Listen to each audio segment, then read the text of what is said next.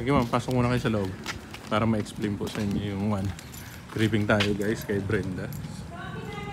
Ayan, 77 square meter. Meron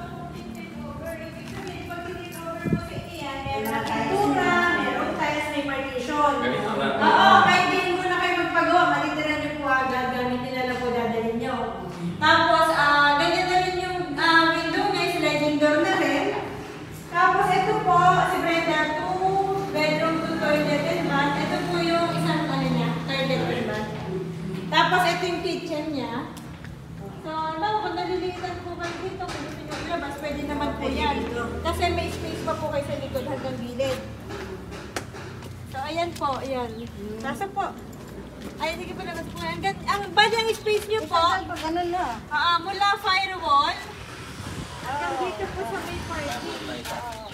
Hanggang dito sa parking yan, ganyan po yan. So, malaki-laki po yung space nyo. Pag na-turnover po din yan, kung gusto nyo pa dyan, pwede naman po yan. Kung laundry area, service area, pwede po. Hanggang dito, hanggang doon po sa parking po.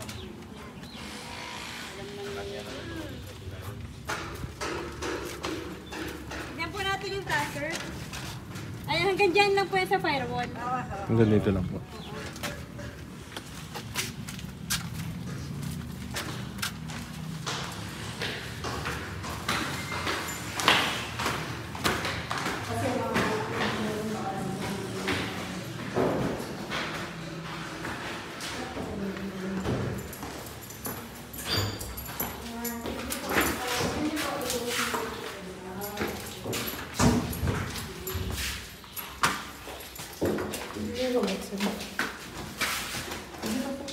Sige po.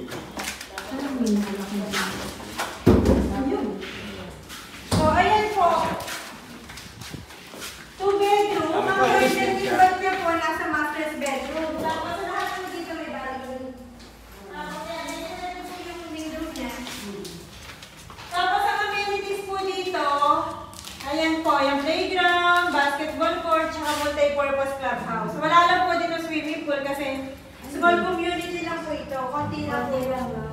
Yun din po yung maganda, hindi crowded. Ang pinagandahan din po dito, maganda po yung location nito kasi bungad lang. Pag kahit langarin nyo lang po yan, open ka na yung highway po sa labas.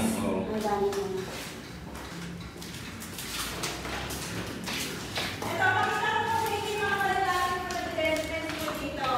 So dito po, yung nakikita nyo po mga sasakyan po dyan, open ka na po yan. Ayan, kahit magsalabasan, kahit nalakarin nyo po yan, yan po, tinatayong hospital. King Solomon Hospital po yan. Malapit na po yung matapos. Pagdating naman po dito sa kaliwa, River Park po yan, developed by federal land. Meron po dyan mga commercial lots, may simbang itatayo, tapos school, National University, Uniqlo facility, then may adventure park din po. Yan, sumunod naman po, may tinatayo din po dyan yung SM General Trias. So yun po yung pinakamalaking SM po yun sa Calabarzon. Ibig sabihin, pag dito po kayo nakatira, 5 minutes na po, nasa SM na po kayo. At syempre, pag nagkaroon ng SM, magkakaroon din po yan ng transport hub. So yun, may mga magiging sakayan din po dyan. Kaya ibig sabihin sa labasan po, marami pong dine-develop po dyan.